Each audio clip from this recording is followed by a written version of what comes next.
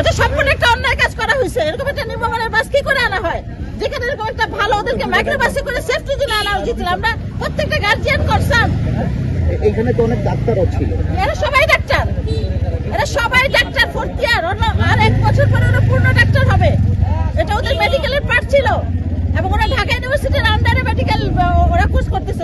ওদের কারিকুলাম সেই ঢাকা মেডিকেলের কারিকুলাম অনুযায়ী কিন্তু ওরা কমিউনিটি মেডিসিনের উপর ক্লাস করতে এখানে আসছিল। প্রশিক্ষণ দেখ, তারা এদেরকে রাস্তা থেকে উঠায় নেওয়া হোক। এভাবে সমাজ এদের হাতে সমস্ত শিক্ষিত সমস্ত জ্ঞানী মানুষগুলি এই সমস্ত কুলাঙ্গারদের হাতে আটকা পড়ে আছে, যারা নেশা খায়, ভাঙ খায় এবং রাস্তায় গাড়ি চালাচ্ছে এবং এদের হাতে এদের জীবন। এতগুলো এমবিবিএস ডাক্তার তারা, এবং এটার একটা আশু আমরা এটা প্রতিকার চাই এবং এই পলাশ বাসকে রোড থেকে নিষিদ্ধ করা চাই।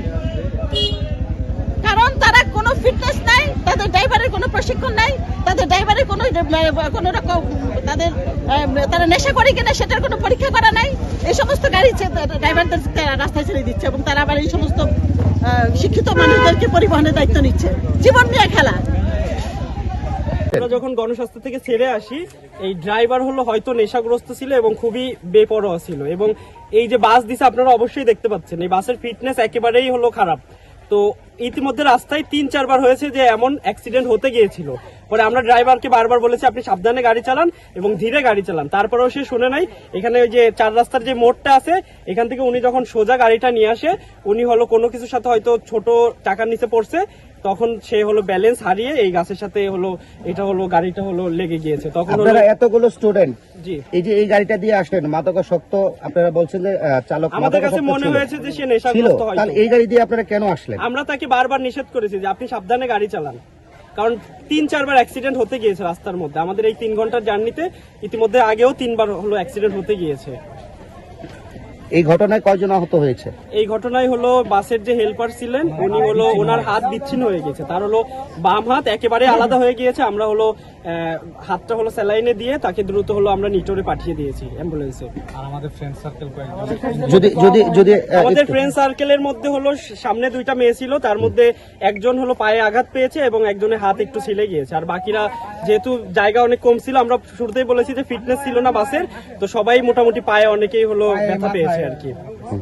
গাছটা যে মনে ব্রেক ফেল ছিল তো গাড়ি একদম সরাসরি এসে গাছের সাথে লাগছে, লাগার পরে হচ্ছে ওনার হাতটা কেটে পড়ে গেছে। তো আমরা হতেছে ওনার উপরে পড়ছি। কার হাত কেটে পড়ছে? ওই যে ইয়ার কন্ট্রাক্টর যিনি ছিল। হ্যাঁ, আর হচ্ছে আমরা হচ্ছে সামনের সিটে ছিলাম, তো ওইখানে থেকে আমরা হলো পড়ে গেছি, গাছটা পড়ে গেছি। তো কতজন যাত্রী ছিলেন এই গাড়ির মধ্যে আপনারা? আমি বলতে পারবো না, 20 জনের মতো। কোথা থেকে আসছেন? গণস্বাস্থ্য সবাই। আপনার এখান থেকে আসতেছিল, যেহেতু চিপার রাস্তায় ড্রাইভার আর কি ওভার স্পিড করতেছিল বেশি। ওভার স্পিড করার সময় যখন সে মোড় ঘোরার সময় রাস্তা যেহেতু সংকীর্ণ ছিল, তার অবশ্যই উচিত ছিল যে একটা লিমিটের মধ্যে রাখা গতিটা। সে লিমিটে না রেখে ঘোরার সময় গাছের সাথে বাড়ি মেরে দিচ্ছে সোজা।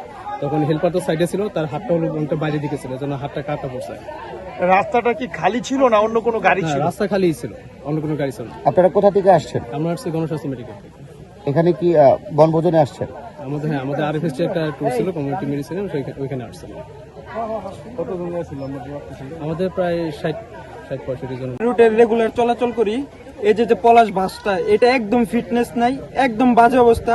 কোনোদিন কোনো কর্তৃপক্ষ কিচ্ছু বলে না এটা নিয়ে, কেউ কিচ্ছু বলার নাই। এটা একটু সবাইকে দৃষ্টি আকর্ষণ করার জন্য জোর দাবি। আমাদের গণস্বাস্থ্য সমাজভিত্তিক মেডিকেল কলেজের ছাত্রছাত্রী 27তম ব্যাচ আমাদের এখানে এই গ্রামীণ শিক্ষা কার্যক্রমের অংশ হিসাবে 2 সপ্তাহের জন্য এখানে থাকার কথা। আসার মুহূর্তে এই বৃন্দাবনে রাস্তায় গাছের সাথে গাড়ি দুর্ঘটনা ঘটে। তারা আমাদের গণস্বাস্থ্য পর্যন্ত যাইতে পারে নাই, তার ভিতরে এই দুর্ঘটনা ঘটে। দুর্ঘটনা ঘটার পর যারা আহত হয়েছে তাদেরকে উদ্ধার করে আমরা হাসপাতালে পাঠিয়েছি, এবং এখানে স্টুডেন্টরা যারা আছে তাদের এখানে খাবার বা চিকিৎসার ব্যবস্থা আমরা করছি। সুন্দর।